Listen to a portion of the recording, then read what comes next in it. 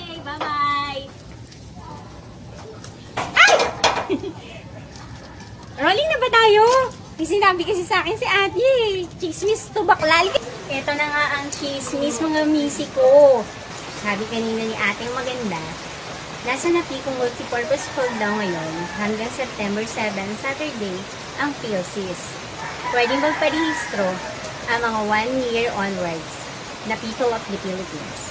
Pero dapat ang mga minor ay sasamahan ng kanilang magulang o guardian na meron ng PhilSys ID.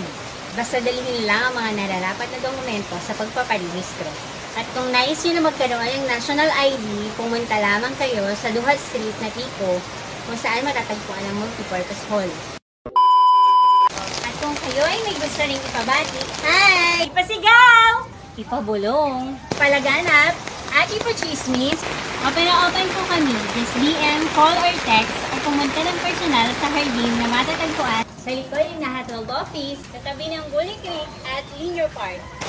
Dito lang yan, sa kapihan sa hardin. At dito po ang yung chismosang hardinera, Mami Jo. Hinihintay namin kayo ha, buyers!